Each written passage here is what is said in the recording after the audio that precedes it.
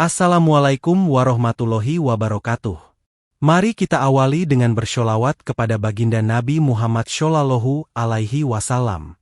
Sahabat Langkah Kisah, jangan lupa tekan tombol subscribe untuk mendukung channel ini terus menyajikan kisah yang membuka mata dan hati kita. Pernahkah kita berpikir, bagaimana mungkin seorang pejabat tinggi bisa bertahun-tahun menyimpan rahasia? Dan mengapa satu lembar kertas bisa mengguncang kepercayaan seluruh bangsa? Pagi itu, lini masa media sosial mendadak dipenuhi satu hal yang sama, sebuah video berdurasi 2 menit. Di dalamnya, tampak seorang pria tak dikenal tengah memegang lembaran kertas berlogo universitas. Dengan suara tenang namun tajam, ia membacakan isi dokumen tersebut. Ijazah atas nama Mulyono, mantan pejabat negara yang karirnya begitu cemerlang. Namun, apa yang semula tampak biasa, segera berubah jadi keraguan besar. Netizen jeli memperhatikan, cap universitas terlihat kabur, jenis huruf tidak konsisten, dan yang paling mencolok, tahun kelulusan yang tertera adalah 1988, tapi desain ijazahnya justru menyerupai versi baru yang mulai digunakan sekitar tahun 2015. Komentar demi komentar membanjiri unggahan itu. Apa ini asli? Desainnya beda banget sama punyaku. Padahal aku lulus juga tahun 1988. Ini harus dibongkar. Tak butuh waktu lama, tagar ijazah Mulyono pun meroket. Semua orang mulai bertanya-tanya, benarkah Mulyono, pejabat yang dulu dielu-elukan sebagai simbol keberhasilan pendidikan nasional, menyimpan sesuatu yang palsu selama ini? Di berbagai talk show, para pakar pendidikan mulai buka suara. Sangat mungkin terjadi. Dokumen akademik bisa dipalsukan jika ada celah sistem, kata seorang dosen hukum dari Jogja. Aktivis mahasiswa juga mulai menggelar aksi damai di beberapa kota. Poster-poster bertuliskan, "Tunjukkan ijazahmu, Mulyono," terpampang di depan gedung-gedung pemerintahan. Meski dihujani desakan dari berbagai arah, Mulyono tetap tenang. Ia hanya memberikan satu pernyataan pendek kepada pers. "Saya lulusan terbaik dari salah satu universitas terbaik negeri ini. Tak ada yang perlu diragukan." Pernyataan itu justru memperbesar kecurigaan. Tidak sedikit yang menganggap sikap diam Mulyono sebagai bentuk penghindaran. Para wartawan mulai menyusuri arsip-arsip lama. Beberapa bahkan mendatangi langsung kampus yang disebut-sebut sebagai alma mater Mulyono. Namun anehnya, tak ada nama Mulyono dalam daftar wisudawan tahun 1988. Sementara itu, tekanan politik mulai memanas. Lawan-lawan politik Mulyono ikut bersuara. Kalau tidak ada yang disembunyikan, tunjukkan saja ke publik. Di satu sisi, para pendukungnya mati-matian membela. Tapi gelombang rasa ingin tahu publik tidak bisa dibendung.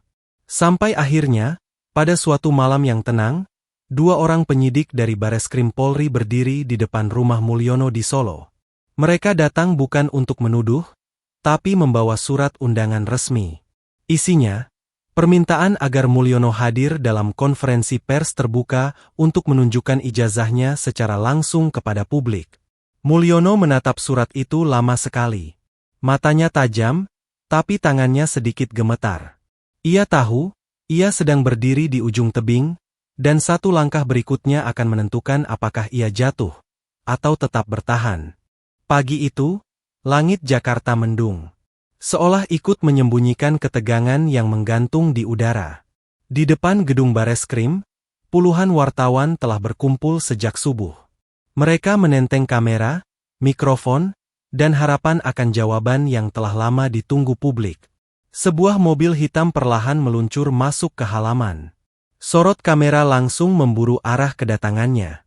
Pintu mobil terbuka, dan sosok yang keluar membuat seluruh suasana seketika hening. Dialah Mulyono. Ia melangkah perlahan, mengenakan jas abu-abu gelap dan dasi biru tua. Di tangannya tergenggam sebuah map biru dengan logo universitas yang selama ini ia klaim sebagai alma maternya. Tak ada senyum. Tak ada sapa. Hanya tatapan lurus ke depan yang menahan banyak hal di baliknya. Di dalam ruangan utama konferensi pers, suasana lebih menegangkan. Para pengamat pendidikan, akademisi senior, dan perwakilan mahasiswa duduk bersisian dengan wartawan dan penyidik. Mikrofon sudah disiapkan. Kamera disetel ke siaran langsung. Rakyat dari seluruh penjuru negeri menanti dari balik layar ponsel dan televisi. Mulyono duduk. Tangannya membuka map perlahan. Di dalamnya, selembar kertas tebal terselip rapi, ijazah yang telah memantik gelombang kecurigaan nasional. Ketika ijazah itu diangkat tinggi-tinggi, kilatan blitz menyeruak dari segala arah. Para penonton layar digital membelalak. Akhirnya, ini saatnya. Namun belum sempat penjelasan dimulai, salah satu saksi yang diundang ke meja depan diminta naik. Ia adalah seorang dosen senior yang dahulu menjabat sebagai kepala biro akademik di universitas tempat Mulyono mengaku lulus. Langkahnya mantap, tapi tatapannya menggelayut penuh tanya. Ia menerima salinan ijazah dari tangan penyidik. Matanya menyapu tiap detail dokumen. Tanda tangan. Jenis kertas. Logo. Bahasa. Tanggal. Lalu ia berhenti cukup lama pada bagian bawah kanan, tempat tertera cap basah dan kode dokumen resmi. Semua orang menahan napas. Dosen itu menghela panjang. Kemudian berkata dengan nada datar namun dalam. Ijazah ini tidak sesuai dengan format resmi tahun 1988. Desain seperti ini baru digunakan sekitar tahun 2015. Bahkan tanda tangan saya sendiri tidak pernah saya bubuhkan di sini. Ini bukan dokumen yang kami keluarkan. Ruangan seketika bergemuruh. Seorang reporter dari barisan tengah berdiri mendadak dan meneriakkan pertanyaan. Pak Mulyono, bagaimana penjelasan Anda? Apakah ini berarti palsu? Mulyono menunduk. Ia tidak menjawab. Tangannya meremas map biru di pangkuannya. Sorot kamera langsung beralih ke wajah penyidik yang berdiri di samping podium. Dengan suara tegas, ia berkata, berdasarkan hasil pemeriksaan awal, terdapat indikasi ketidaksesuaian pada dokumen yang ditunjukkan. Untuk itu, ijazah ini akan dibawa ke laboratorium digital forensik untuk dilakukan uji forensik mendalam. Dosen senior itu menyerahkan kembali ijazah ke petugas. Mulyono tetap diam. Di luar gedung, ribuan komentar netizen mulai membanjiri siaran langsung. Berarti selama ini kita ditipu. Bayangkan dampaknya, jika semua yang dia bangun berdiri di atas kebohongan. Ini baru permukaan. Namun satu hal jelas, hari itu, map biru Mulyono tak lagi sekadar map. Ia telah menjadi simbol dari apa yang selama ini tersembunyi, dan kini mulai terkuak perlahan. Sore mulai merayap pelan saat dua penyidik kembali tiba di rumah Mulyono di Solo. Rumah itu tak besar, tapi tampak tenang, nyaris sunyi. Di halaman depan, pohon mangga tua berdiri kokoh seperti saksi bisu dari segala ingatan dan rahasia. Pintu dibuka oleh seorang perempuan paruh baya. Wajahnya ramah tapi cemas. Tanpa banyak kata, ia mempersilakan dua penyidik masuk. Di ruang tamu, Mulyono duduk mengenakan pakaian santai. Tak ada map biru, tak ada jas, hanya pria tua yang tampak kelelahan. Salah satu penyidik menyodorkan dokumen berita acara. Ini bukan panggilan penahanan, Pak. Tapi kami memerlukan penjelasan lanjutan seputar asal-usul ijazah yang Bapak tunjukkan kemarin. Mulyono mengangguk pelan. Ia berdiri, berjalan ke rak buku di sudut ruangan, dan menarik satu album tua dari antara dua kamus. Ia duduk kembali, membuka lembar demi lembar, lalu menunjuk foto hitam putih dirinya berdiri di depan gerbang universitas. Saya pernah kuliah di sana. Tahun 1984 saya masuk. Tapi, saya tidak selesai secara formal. Kedua penyidik saling berpandangan. Jadi, ijazah itu, dari mana asalnya, Pak? Mulyono terdiam. Matanya memandang kosong keluar jendela. Angin berembus pelan, menggeser tirai jendela. Ia membuka bibir, tapi suara yang keluar begitu lirih. Saya diminta melengkapinya ketika saya akan naik jabatan. Seorang teman yang mengurus. Saya tak pernah melihat siapa yang membuatkannya. Saya hanya menandatangani surat permohonan pengakuan. Salah satu penyidik mencatat cepat. Boleh kami tahu siapa teman itu, Pak? Mulyono menghela napas. Namanya Haris. Sudah almarhum. Ia dulu kerja di lembaga penyetaraan. Kami teman lama. Penyidik kedua bertanya lagi. Apakah Bapak tahu bahwa dokumen itu tidak asli? Mulyono mengangguk pelan, nyaris tak terlihat. Saya tahu. Tapi waktu itu, saya sudah masuk lingkungan birokrasi.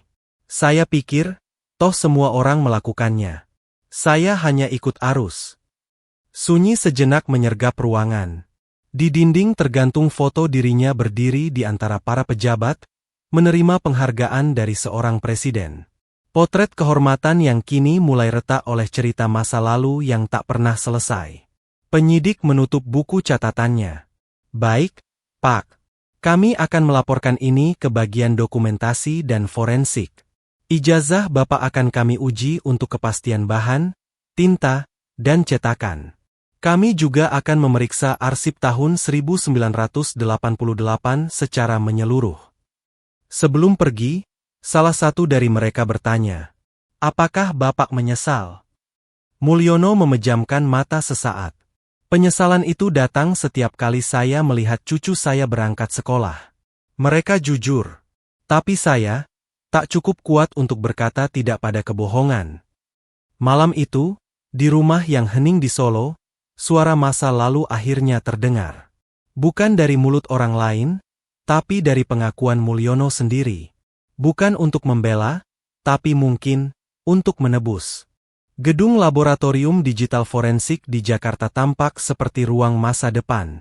Dindingnya putih bersih, alat-alat pemindai berjejer rapi, dan para analis duduk di balik layar besar dengan grafik dan citra mikroskopik. Hari itu, ijazah atas nama Mulyono resmi masuk dalam proses uji forensik dokumen. Sepasang ahli dokumen negara ditugaskan untuk menganalisis setiap detail, dari jenis kertas, tinta cetak, hingga stempel dan tanda tangan.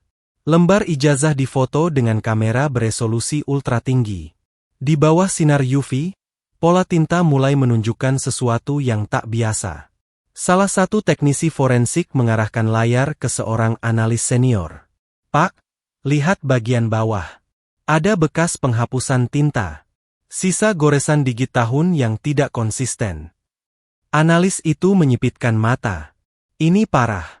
Tahun 1988 seharusnya dicetak dengan mesin manual berbasis cetak offset. Tapi ini pakai printer digital. Goresan cetakan menandakan ini buatan pasca tahun 2010. Ia mengambil mikroskop digital, menelusuri bagian cap universitas. Dan ini, stempel basahnya pakai tinta generik. Universitas resmi menggunakan tinta karbon khusus, bukan seperti ini. Warna dan penyerapannya tidak cocok. Tak hanya itu, di bagian tanda tangan rektor, terdapat perbedaan tekanan tinta. Dengan bantuan scanner tekanan, ditemukan bahwa tanda tangan tersebut tak ditekan dengan tangan manusia, melainkan menggunakan metode cetak ulang atau pemindaian. Kesimpulan sementara, tanya salah satu penyidik yang hadir di ruangan. Sang analis menatap layar lekat-lekat, lalu menjawab, ini bukan hanya tidak otentik. Ini adalah hasil manipulasi dokumen dengan sengaja. Tinta, kertas, metode cetak, semuanya tidak sesuai dengan tahun yang tercantum di ijazah. Ini tidak mungkin dikeluarkan pada tahun 1988. Penyidik mencatat cepat. Bukti ini akan menjadi titik balik. Sementara itu, penyidik lainnya menghubungi kampus yang bersangkutan untuk mencocokkan arsip yudisium tahun 1988. Jawaban dari Kepala Biro Akademik datang melalui surel resmi. Kami tidak menemukan nama Mulyono dalam daftar lulusan tahun 1988. Kami juga tidak memiliki arsip ijazah dengan nomor seri seperti yang ditunjukkan. Dalam semalam, seluruh kepingan puzzle mulai terhubung. Di sisi lain kota, suasana rumah Mulyono masih muram. Ia duduk di beranda, memandangi pohon mangga yang diam tak berubah. Di tangannya, tersisa lembaran surat kabar pagi. Wajahnya terpampang di halaman depan, dengan judul yang menyayat. Ijazah Mulyono diduga hasil pemalsuan, uji forensik ungkap kejanggalan. Di atas meja, cucunya yang masih duduk di bangku SD menggambar sesuatu. Ketika ia menunjukkan kertasnya, ada tulisan kecil di bawah gambar. Kakekku pahlawan. Mulyono hanya bisa tersenyum miris. Ia tahu, dunia boleh menghakimi.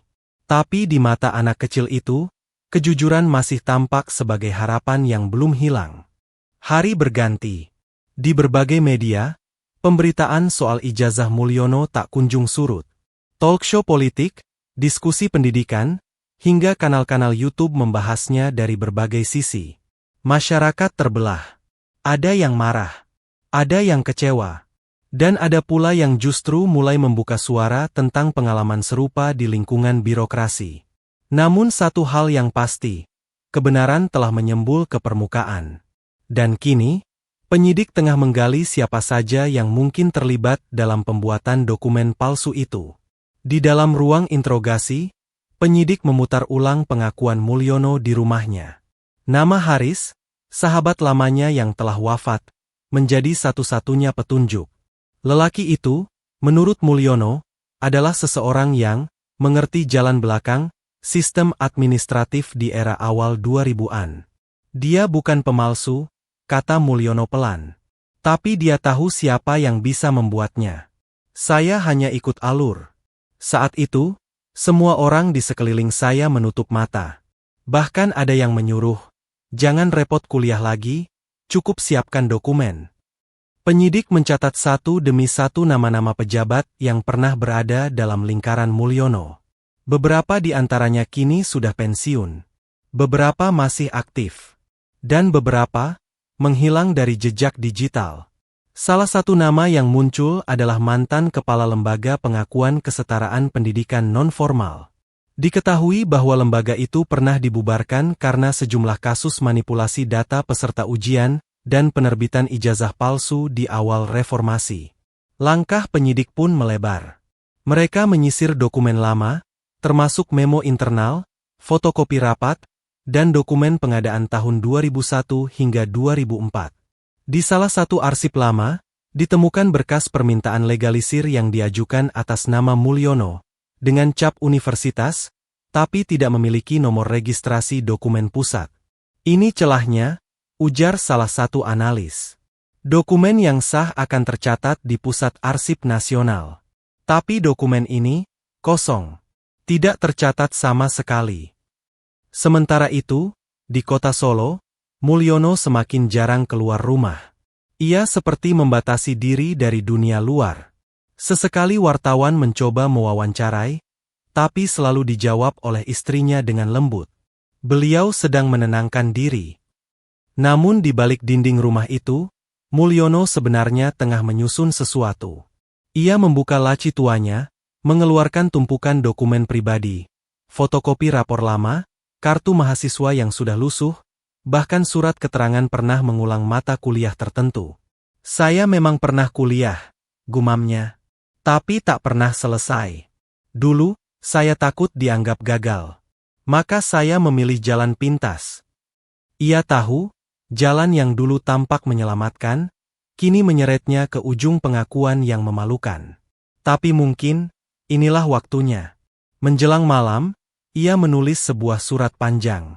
Ditujukan kepada rakyat Indonesia. Bukan untuk membela diri, tapi untuk mengatakan apa yang seharusnya ia katakan sejak dulu, bahwa tidak semua kesuksesan datang dari kejujuran, tapi tidak ada kebahagiaan yang bertahan dari kebohongan. Sore itu, sebuah amplop berwarna krem tiba di meja redaksi salah satu surat kabar nasional. Tidak ada pengantar. Hanya tulisan tangan di sudut kiri. Dari Mulyono, Solo. Editor membukanya perlahan. Di dalamnya, selembar surat tulis tangan yang rapi, panjang, dalam, dan penuh kejujuran yang menyentuh. Surat itu dimuat penuh keesokan harinya, memenuhi satu halaman tengah dengan judul Pengakuan Seorang Pejabat. Maaf, saya telah mengkhianati amanah. Dalam surat itu, Mulyono menulis, saya menulis ini bukan untuk mencari simpati. Saya tidak layak dikasihani. Tapi saya tidak ingin kebohongan ini menjadi warisan bagi anak cucu saya. Ia mengisahkan kembali perjalanannya. Masuk kuliah dengan harapan tinggi, tapi terhenti karena kesulitan ekonomi dan tanggung jawab keluarga. Ia bekerja, lalu terlibat dalam proyek pemerintahan. Lambat laun, posisinya naik, hingga tiba saat di mana dokumen resmi menjadi syarat mutlak. Saya lemah. Saya tahu itu. Saat teman-teman saya meminta saya melengkapi dokumen agar bisa ikut seleksi jabatan, saya menyerah.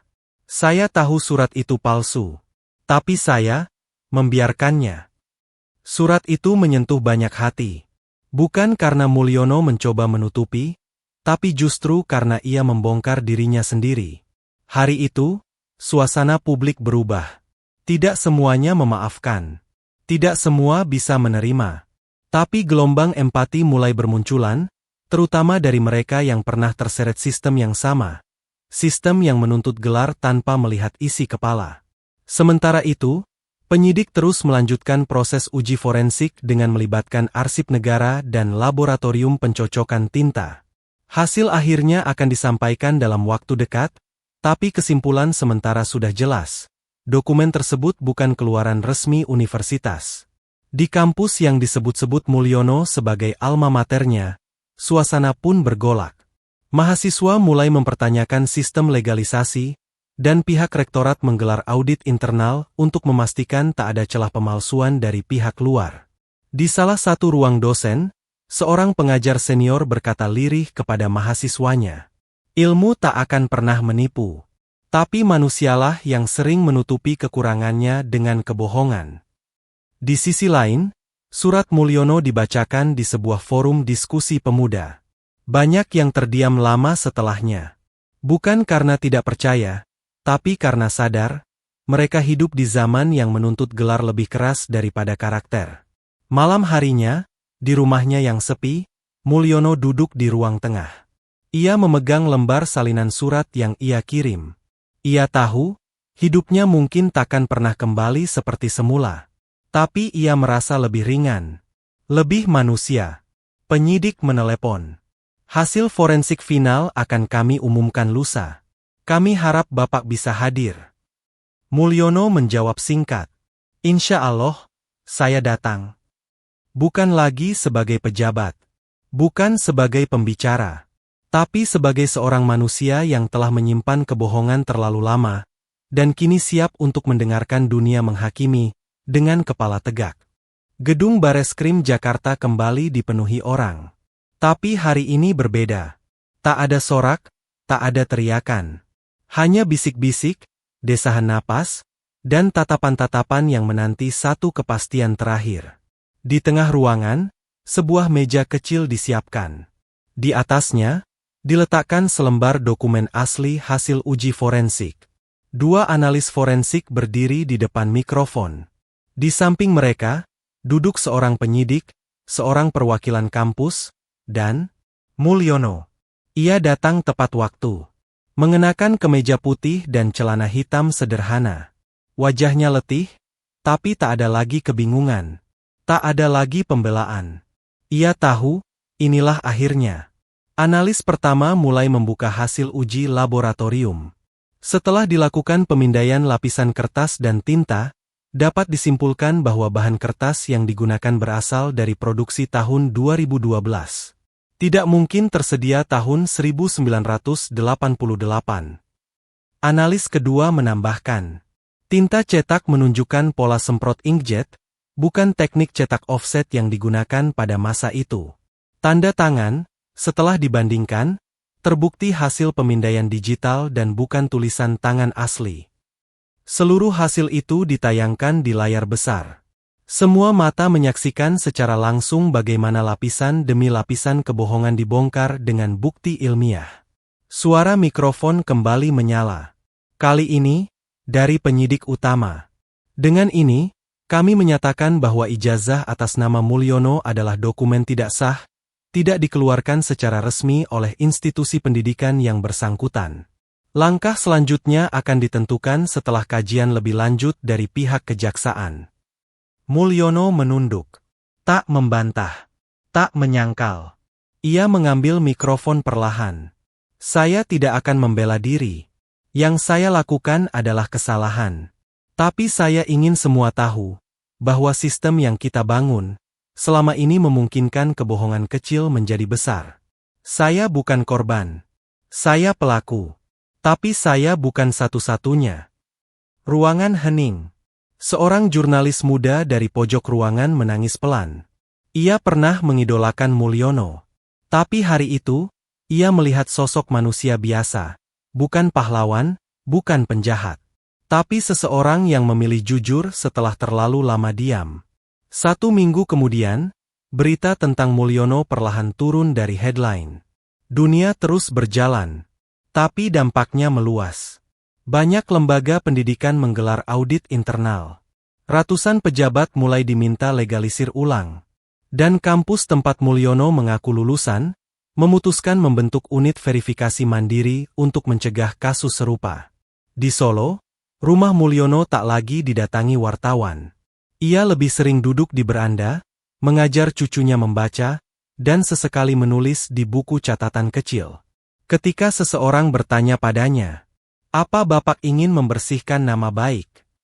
Ia menjawab singkat, "Saya tidak ingin dikenal baik. Saya hanya ingin dikenal jujur di akhir." 1 lembar ijazah memang bisa terlihat sepele. Tapi di tangan orang yang salah, ia bisa jadi alat naik jabatan, menipu sejarah, dan mencuri kepercayaan. Dan hari itu, lembar itu telah kembali ke tempat asalnya, bukan di atas meja kehormatan, tapi dalam berkas pelanggaran kejujuran yang tak boleh lagi terulang.